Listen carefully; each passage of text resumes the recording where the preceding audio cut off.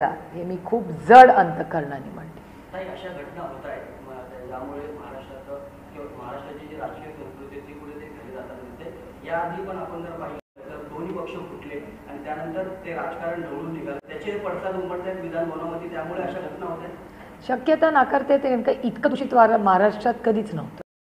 ज्या पद्धतीने लोक वागत आहेत ही नवीन, ही खूप वेगळं महाराष्ट्र. मला नाही हा महाराष्ट्र माहिती.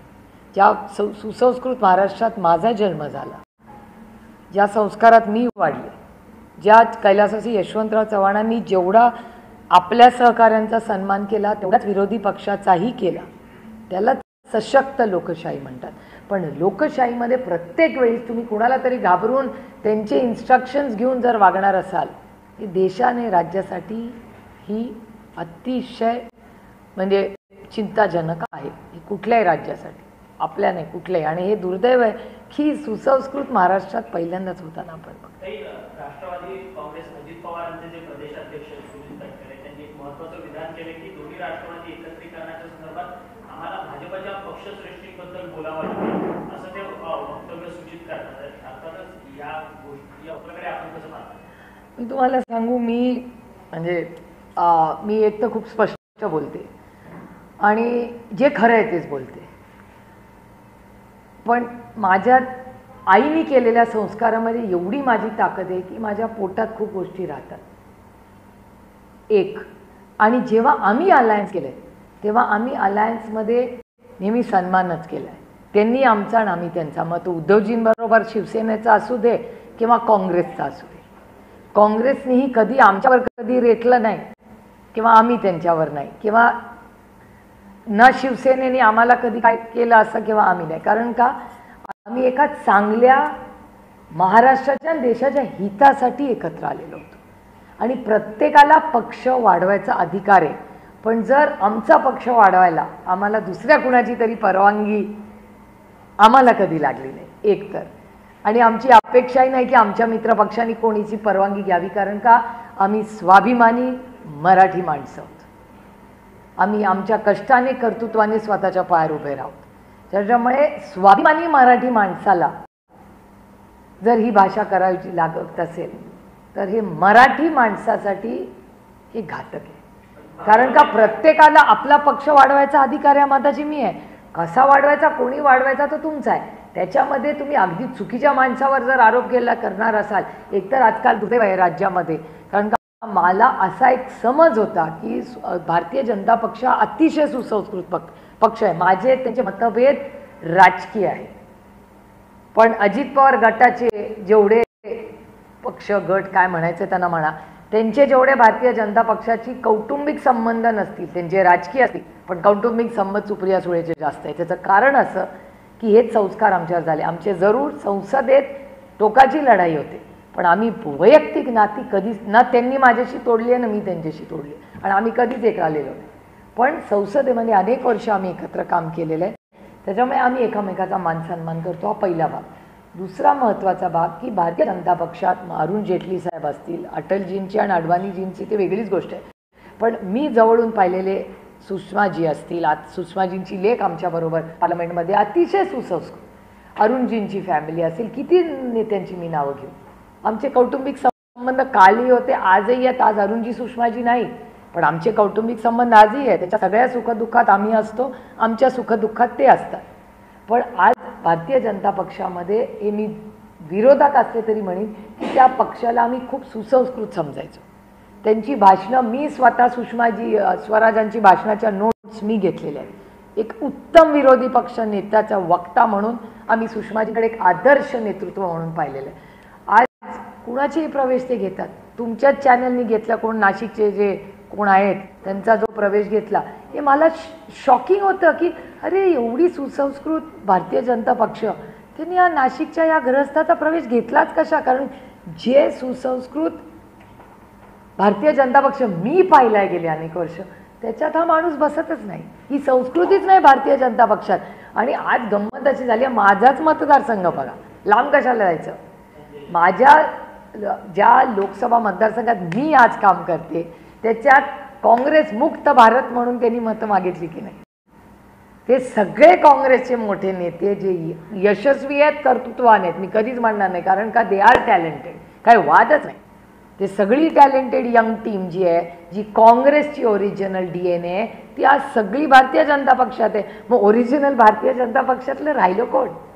माझाच मतदारसंघाचं फक्त एक बघा, 100% काँग्रेस आज भारतीय जनता पक्षात आहे. मग ते जे भारतीय जनता पक्षाने ज्यांनी सतरंज्या उतरल्या, विरोधी पक्षात कष्ट केले, सत्ता नव्हती तेव्हा संघर्ष केला आणि भारतीय जनता पक्षाचा झेंडा घेऊन उभे राहिले, संघर्ष केला, ते भारतीय जनता पक्षाचे कार्यकर्ते नेते गेले कुठे? आज तीच काँग्रेस आहे. मग होती तीच ओरिजिनल बरी होती ना. मग काँग्रेस मुक्त भारत, काँग्रेस मुक्त महाराष्ट्र झाला कसा? सगळी तर काँग्रेस बीजेपीचे आज. सत्तेत असलेली राष्ट्रवादी काँग्रेस आणि शिवसेना ही अमित शहा चालवताना सातत्याने आरोप संजय राऊतांनी केला, त्याला दुजोरा देणार हे तटकरेंचं वक्तव्य होतं. कारण आज उद्धव ठाकरे यांनी जो इंटरव्ह्यू दिला त्यामध्ये पण म्हणले की शिंदे ना जे काही करावं लागतं त्यावर अमित शहाना विचारावं लागतं, घालून टांगावं मोदीचं चरण असं केल्याशिवाय त्यांचं काही पान आलं नाही. त्यामुळे हे दोन्ही जे पक्ष आहेत जे सत्तेत गेले, अमित शहा चालवतात त्याला दुजोरा देणारं वक्तव्य आहे. तुमच्या प्रश्नातच माझं उत्तर आहे. मला काही बोलायची गरजच नाही आहे. त्यांनी स्वतःच ॲक्सेप्ट केलंय ना. तुम्हाला हा प्रश्न विचारायचा का इच्छा झाली? कारण का त्यांनी स्टेटमेंटच ते दिलं ना. मला पुढे काय बोलायची गरजच नाही आहे. It's an admission to the crime. जेव्हा माणूसच ॲडमिट करतो त्याच्यावर काय बोलायचं? मग आपण फक्त नमस्कार करायचा. नाही नाही, हे बघा, जेव्हा संजय राऊत साहेब बोलतात ना तेव्हा यांना आवडत नाही की राऊत साहेब बोलतात, राऊत साहेब बोलले आणि ह्या स्टेटमेंटमध्ये अंतर काय आहे? जे माननीय राऊत साहेब रोज बोलतात तेच आज त्यांनी ॲडमिशन केलंय ना. त्याच्यामुळे मग राऊत साहेब चुकीचे कसे मला सांगा? म्हणजे राऊत साहेब बोलतात हे खरं झालं आज, कारण का त्यांनी स्वतःच केलंय ना ॲडमिट.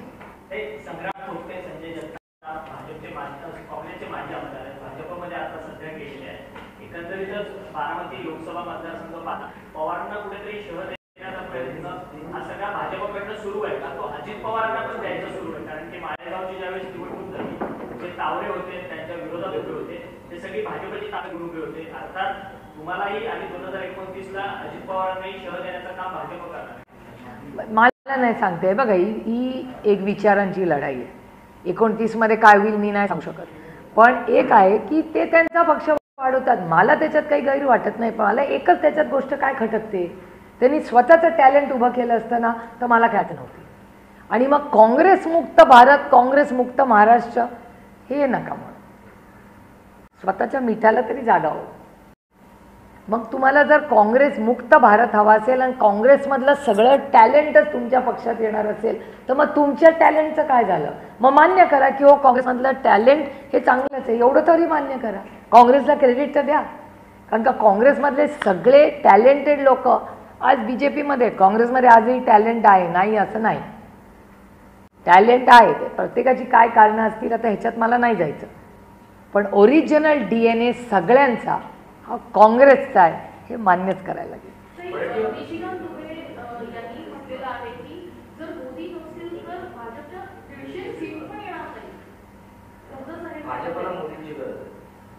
शक्यता असेल. हे बघा, ते इन्सायडर आहेत त्या पक्षाचे, त्याच्यामुळे निशिकांतजींना नक्कीच आतली गोष्ट आपल्यापेक्षा जास्त माहिती, कारण का ते इन्सायडर आहेत. आणि ते इन्सायडर नाही आहेत, ते 2009 बॅच आहेत, त्याच्यामुळे ते चौथी टर्म आहे त्यांची. ते त्यांचे लीड स्पीकर आहेत. प्रत्येक मोठ्या डिबेटला निशिकांत दुबेजीच लीड करतात डिबेट. याचा अर्थ त्यांच्या विश्वासातला आहे, आतला गोटातला सिनियर माणूस आहे. ते जर हे म्हणत असतील तर असेल खरं ना. आपण का अविश्वास दाखवायचा कुणावर? पण काही मराठीच्या मुद्द्यावरून देखील त्यांनी वक्तव्य केलं आहे. त्याचं म्हणते की मुंबई हा गुजरातचाच भाग होता, केवळ 32% मराठी लोक मुंबईत आहेत आणि ठाकरे बंधू जर कुठे बाहेर गेले तर त्यांना जनता मारेल, अशा प्रकारचं त्यांनी एक विधान केलं. मी तुम्हाला एक सांगू, अशा वेळेस मला अरुणजी नेहमी आठवतात. अरुण जेटली साहेब नेहमी म्हणायचे तुम्ही दाखवणं बंद करा, हे बोलणं बंद करतील. त्याच्यामुळे हा त्याचा एक भाग आहे. मला वाटत नाही त्याचा फार आपण कोणी काही विचार करावा. त्यांनी काय त्यांना वाटेल. एक मी तुम्हाला सांगू का, एक लोकशाहीमध्ये लोक बोलत राहतात, you have to take it with a pinch of salt. त्यामुळे आपण स्वाभिमानी मराठी माणसं आहोत. कसं का असे ना, अर्धी भाकरी खाऊ पण स्वाभिमानाने जगू. त्याच्यामुळे कुणाच्या घरी पाणी भरायची आपल्याला गरज नाही. आपलं बरं चाललंय, आपण सुखात जगू, या मताची मी आहे. माझ्यासाठी सत्तेपेक्षा माझा स्वाभिमान मोठा आहे. त्याच्यामुळे मला असं वाटतं मराठी माणसं स्वाभिमानी आहेत. या देशामध्ये जी चांगली कामं चालली आहेत त्याच्यात मराठी माणसाचं खूप मोठं योगदान आहे, सगळ्याच राज्यांचं योगदान आहे. आपण सगळ्यांचा मान सन्मान केला पाहिजे. प्रत्येक माणूस पहिला भारतीय आहे, तो पहिला देश, मग राज्य, मग पक्ष आणि मग आपलं कुटुंब, या ऑर्डरमध्ये आम्ही सगळे काम करतो. त्याच्यामुळे मला असं वाटतं की ठीक आहे, लोक बोलत राहतील, पण या देशामध्ये आणि राज्यामध्ये प्रत्येक राज्याचं योगदान आहे, त्याचा मान सन्मान झाला पाहिजे. मुख्यमंत्री म्हणाले की त्रिभाषा जे धोरण आहे ते आम्ही राबवणार, कारण आता त्यांनी जी आर रद्द केले असले तर त्याबाबत त्यांनी वक्तव्य केलं आणि राज ठाकरेंनी काल इशारा दिला तुम्ही फक्त ते राबवून दाखवा, आम्ही शाळाही बंद करू, त्यालाही कमी पडणार नाही, अशा प्रकारचा इशारा मुख्यमंत्र्यांना दिला. मला दुर्दैवी वाटतं की महाराष्ट्राचे माननीय मुख्यमंत्री एवढं हिंदीची बॅटिंग का करते. काय दबाव आहे माननीय देवेंद्रजींवर, कोण एवढा प्रेशर त्यांना टाकते. गुजरातवर प्रेशर नाही, तामिळनाडूवर प्रेशर नाही, केरळावर नाही, ओरिसावर नाही, मध्य प्रदेशवर नाही, उत्तर प्रदेश कुठेच प्रेशर नाही. मग इथे का प्रेशर आहे. म्हणजे मला काळजी वाटते देवेंद्रजींची की एवढ्या मोठ्या राज्याच्या मुख्यमंत्र्याला का एवढं प्रेशर, कोणाच्या दबावाखाली एवढं करतायत देवेंद्रजी. कारण का महाराष्ट्राच्या मुख्यमंत्रीला दिल्लीच्या वर दिल्ली कधी एवढं प्रेशर करायची नाही. बिचारे देवेंद्रजी काय एवढं प्रेशर दिल्लीचं घेत आहेत ते कळत नाही आहे. काय झालंय काय की त्यांना एवढं प्रेशर आहे. काहीतरी असेलच ना, त्याच्याशिवाय काय एवढं. आणि माझा प्रश्न आहे की तुम्ही कुठल्या बोर्डात शिकला मला माहिती नाही, मी SSC बोर्डात शिकली, माझं काही नुकसान झालं नाही, मला बऱ्याच भाषा येतात. पण माझं म्हणणं आहे की जी SSC बोर्ड आहे त्या बोर्डाचा सन्मान करा. याला पोराला CBSE ICSE काय ते फॉरेन बोर्ड जिथे टाकायचं ते आईवडिलांना ठरवू द्या ना. तुम्ही का लागताय. मला विनोद तावडेजी यावेळेस आठवतात. तुम्हाला आठवत असेल काही, तुम्ही खूप यंग आहात तेव्हा, कदाचित विनोदजी मंत्री असताना तुम्ही कॉलेजमध्ये असाल, पण मला आठवत आहे की विनोदजींनी एकदा वजन घेतलं होतं बॅगांचं की मुलांना शाळेत जाताना वजन कमी करा, लोड कमी करा. हे एकीकडे विनोद तावडेजी म्हणतात मुलांचा लोड कमी करा, देवेंद्रजी म्हणतात वाढवा. नक्की काय चाललंय देवालाच ठाऊक. न्यू एज्युकेशन पॉलिसी ही मुलांचा लोड, मी स्वतः कुठल्याही भाषेच्या विरोधात नाही. मलाही 3 भाषा होत्या, पण 5वीच्या नंतर आमचं एवढंच म्हणणं आहे की लहान लहान ती पोरं बिचारी एवढीशी शाळेत जातात, त्यांना कशाला लोड करताय. देवेंद्रजींनी थोडंसं विनोद तावडेजींचं ऐकायला पाहिजे असं मला वाटतं. मी आता दिल्लीत गेले आणि विनोद तावडेजी भेटले तर त्यांना विनम्र विनंती करणार आहे की तुम्ही जरा थोडंसं मार्गदर्शन देवेंद्रजींनी करावं. तुम्ही जेव्हा मंत्री होता शिक्षणाचे, तुम्ही लोड कमी करत होता. आता या देवेंद्रजींनी का मनावर घेतलंय लोड वाढवायचं मला खरंच कळत नाही. काय झालंय देवेंद्रजींना काय कळे ना बाई, का त्या हिंदीचा एवढा लोड घेत आहेत काय कळे ना असं झालंय. संभाजी भिडे यांनी आत्ताच एक वक्तव्य केलंय की मी काही तिरंगा मानत नाही, राष्ट्रध्वजाला मानत नाही, तिरंगा झेंड्याला मानत नाही असं वक्तव्य केलं. अलीकडेच आता जनसुरक्षा विधेयक जे आहे ते पास झालेलं आहे. खरं तर देश विघातक कृत्यांना पाठिंबा देणाऱ्या लोकांवरती तो जनसुरक्षा विधेयक कायदा अवलंबला जाणार आहे. संभाजी भिडेंवरती कारवाई होईल का असा प्रश्नचिन्ह. मी तुम्हाला अरुण जेटलीजींचं पुन्हा सांगते, तुम्ही दाखवणं बंद करा, ते बोलणं बंद करते. हे सगळे राज्यामध्ये गडबड करणारे, इथे इन्व्हेस्टमेंटची चर्चा करा ना. तुम्ही बघा महाराष्ट्राची फायनान्शियल पोझिशन काय. मी सगळी नोट दिल्लीत नेणार आहे आणि मी पूर्ण नोट तयार केली आहे आणि जर जमलं तर पार्लमेंटमध्ये पण मी बोलणार आहे, पण मी माननीय प्रधानमंत्र्यांची पण भेट घेणार आहे. कारण का मला काळजी वाटते. मला इथून लोकांनी फक्त निवडून येऊन विरोधक म्हणून टीका करायला नाही दिल्लीला पाठवलं. मला काळजी वाटते माझ्या राज्याची. जरी मी विरोधात असले तरी माझं राज्य माझ्यासाठी खूप महत्त्वाचं आहे. आणि ह्या राज्याची जी आर्थिक परिस्थिती आहे, जी रोज वर्तमानपत्रात आणि चॅनलवर येते, ही अतिशय चिंताजनक आहे. तुम्ही भरणे मामांचं पण स्टेटमेंट ऐकलं असेल. भरणे मामा काय म्हणाले की विकासाचा निधी येत नाही. भुजबळ साहेब काय म्हणाले, विकासाच्या निधीला पैसे येत नाही. अशी जर परिस्थिती असेल तर केंद्र सरकारला मोठा भाऊ म्हणून आपण सांगायला नको काय आर्थिक परिस्थिती या राज्याची. बाकीच्या राज्यांमध्ये पेमेंट्स होत आहेत, मग ह्या राज्यात का होत नाही आहेत हा प्रश्न आहे ना. अनेक राज्यांमध्ये प्रॉब्लेम्स आहेत, पण काही राज्य अतिशय उत्तम पद्धतीने काम करत आहेत. जे राज्य हायेस्ट GST कलेक्शन देतं त्या राज्याची आर्थिक परिस्थिती जर गंभीर असेल तर हे माननीय प्रधानमंत्र्यांच्या कानावर कोणी घालायला नको, माननीय अर्थमंत्र्यांच्या कानावर घालायला नको. म्हणून तर तुम्ही दिल्लीला पाठवलंय. आणि खरं तर दुर्दैव आहे की तुम्ही खूप यंग पत्रकार आहात सगळे, पण एक पद्धत होती या राज्यात 3-4 वर्षापूर्वी की 48 खासदार आहेत त्या राज्यात. प्रत्येक राज्याचा मुख्यमंत्री इन्क्लुडिंग महाराष्ट्रासहित आणि प्रत्येक मुख्यमंत्री सेशनच्या आधी सगळ्या खासदारांना बोलवायचे. आम्हाला एक पुस्तिका दिली जायची, ती 2 भाषेत असायची, इंग्रजीमध्ये आणि मराठीमध्ये.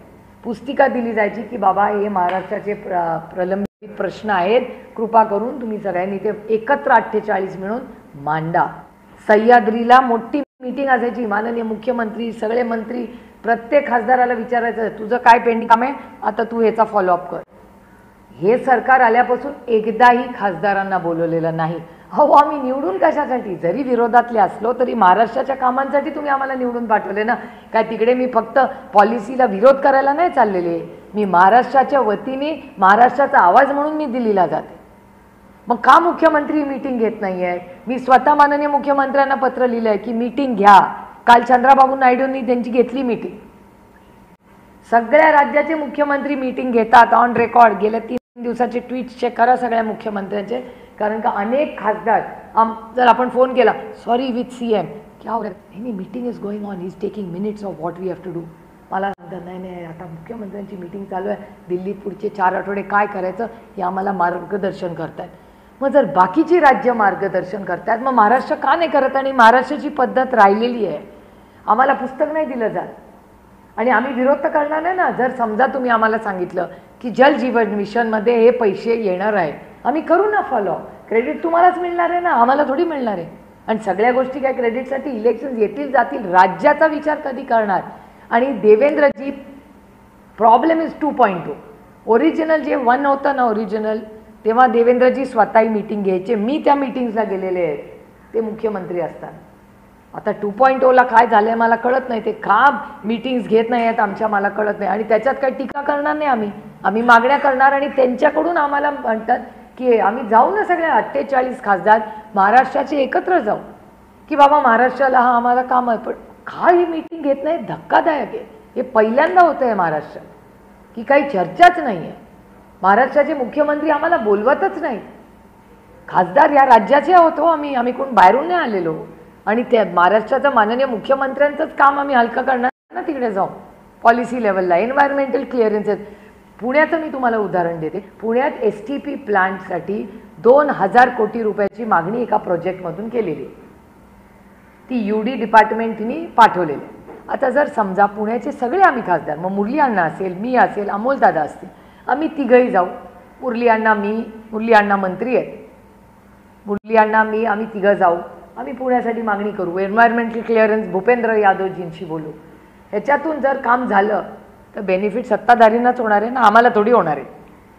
पण कधीतरी राज्यासाठी काही केलं पाहिजे ना. आम्ही काय फक्त विरोधक म्हणून निघलो की इकडून जायचं आणि फक्त टीका करायची, ह्याच्यासाठी नाही ना आम्ही निवडून गेलो.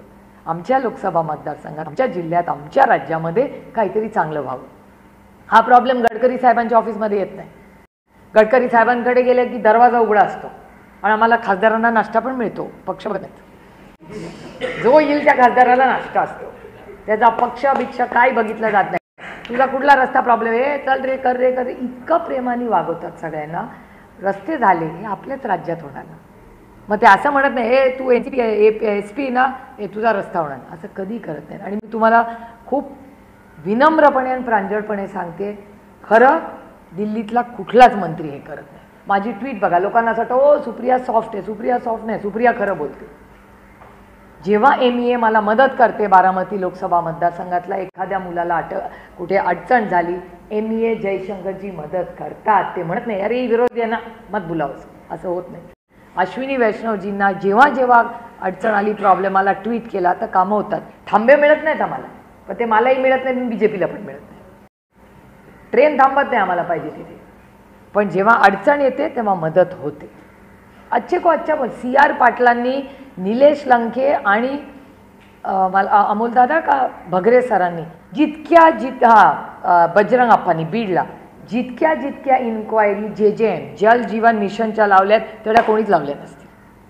CR पाटलांचे मी जाहीर आभार मानते की जेव्हा जेव्हा भ्रष्टाचार जल जीवन मिशनमध्ये झालेला आहे. महाराष्ट्रात आमचं कोणी ऐकलं नाही, पण CR पाटलांनी ऐकून काम थांबवलेलं आहे. मग निलेश लंकेची कंप्लेन असेल, बजरंग अप्पाची असेल, बगरे सरांची असेल. कांद्याला 20% जो टॅक्स लावला तर तो बंद करा, ही सगळ्यात जास्त मागणी बगरे सरांनी आणि निलेश लंकेने केला की नाही टॅक्स? तुमच्या चॅनलनी दाखवली ती भाषणं. त्याच मंत्र्यांनी मान्य केलं ना की हा टॅक्स चुकीचा होता, आम्ही विड्रॉ करतो. मी क्रेडिटसाठी म्हणत नाही, चांगली कामं करण्यासाठीच तुम्ही आम्हाला पाठवलं आहे. पण केंद्र सरकारमध्ये जेव्हा आम्ही बोलतो तेव्हा त्याचा उपयोग राज्यालाच होतो. मग राज्यातल्या मंत्र्यांना किंवा माननीय मुख्यमंत्री आम्हाला का वेळ देत नाही याचं उत्तर मला प्रश्न पडतो की झालंय काय आणि कुठे नेऊन ठेवलाय महाराष्ट्र माझा. ही जाहिरात आठवते ना. त्याच्यामुळे कधी कधी मी पण विचार करते, समय में बहुत बड़ी ताकत है.